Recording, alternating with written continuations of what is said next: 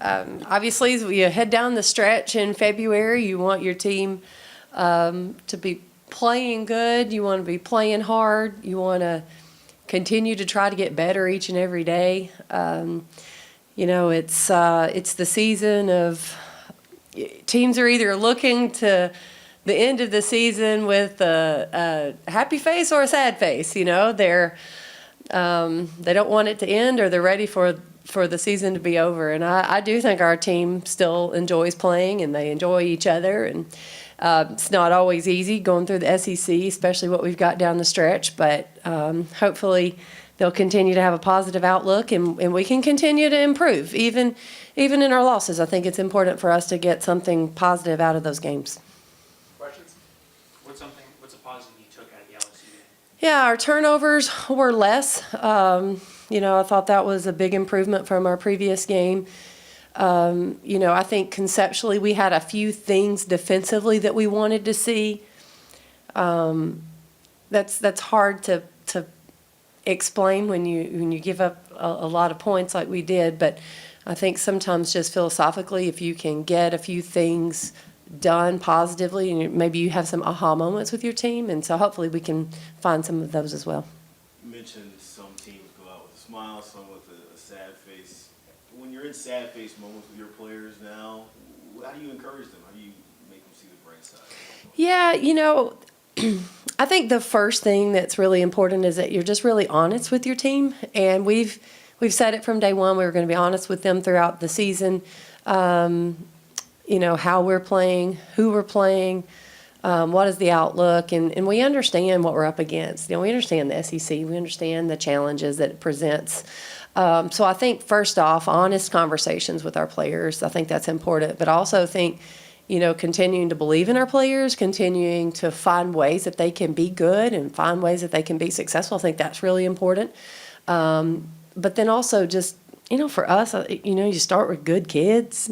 If you start with good kids that genuinely love your program and genuinely want to be here and love the game, I think that really helps. You had a lot of games early in the season against opponents like this, Texas, Kentucky, those types. It seemed like you were more in the game, or you were able to keep it close, whereas LSU kind of had a different feel to it. What's the difference between playing a team like the top 10 team at the beginning of the season versus now? Yeah, I don't know if it's in part of it, I don't know if it's 100% when you play them. A lot of basketball games, the result is a lot about matchups. So you can see Team A beat Team B, but can't beat Team C, but vice versa. You see a lot of that in both men's and women's basketball, and sometimes you're scratching your head going, wow, how did they win when they couldn't beat this team, but this team won, trying to figure out the puzzle. A lot of it has to do with matchups. And, there are going to be certain teams that just, when they step out on the court, it's not a good matchup, whoever they play. Or it's going to be a really challenging matchup. And then there's some other games that it just lends itself to a better game. I do think that's a little bit of the issue with, with an LSU and probably a South Carolina for us, very post-heavy dominant teams. They also have really good guards that can score, so they can be dominant in every area. But, I think sometimes the matchup dictates some of that, I guess, is my answer. This is one of the toughest road trips in women's college basketball.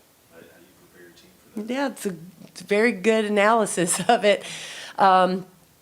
Yeah, you definitely don't draw it up where you're back-to-back at LSU and at South Carolina. That's not – no one in our league wants that schedule, but we didn't get the choice. And so when you're dealt those cards, you just have to deal with it.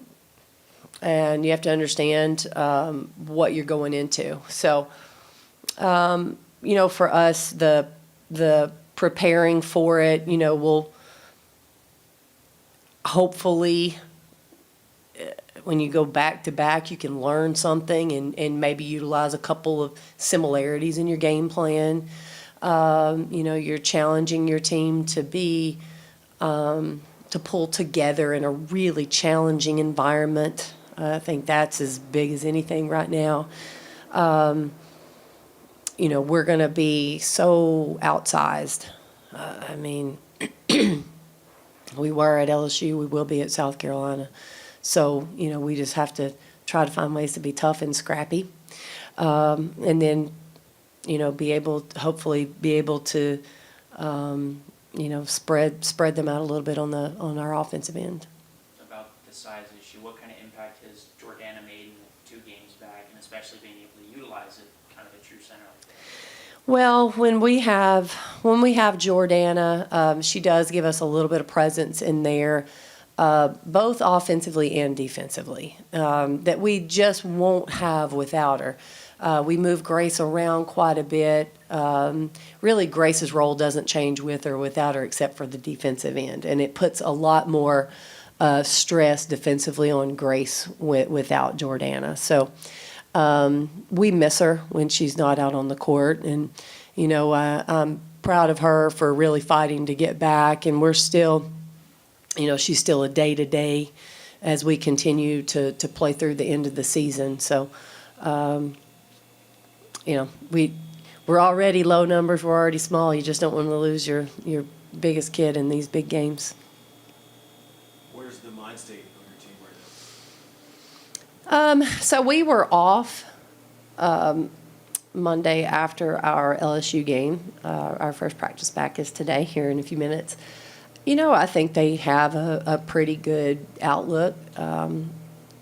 You could let it beat you up. You really could. And we've known this all season. You could let this schedule beat you up. And I think that there's a reason we are so intentional with everything that we do. And, as coaches, we really try to forecast and look big lens about, what is this season going to look like? Where are going to be the hurdles that this journey's going to take us over? And we know this is one of them. This is one of the biggest hurdles of our season, to be able to get through this period. And, I think our team has held it together as good as you could possibly do.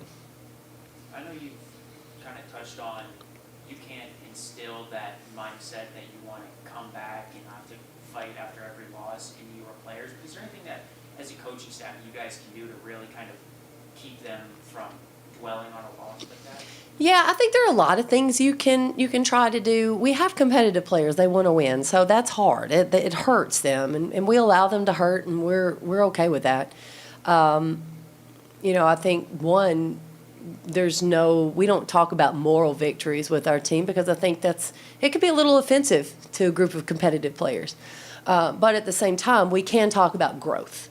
And we can talk about where we have improved and what we need to continue to do to improve on the court. So I think that is good, because it gives us some goals to really strive for.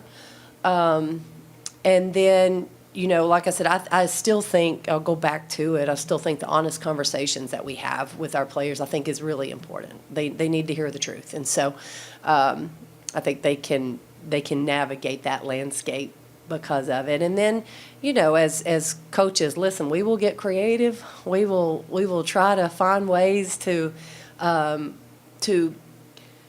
celebrate the positives. We will try to find new ways to celebrate each of our players. And I think our staff's done a pretty good job of really, finding ways to just promote this program and this team.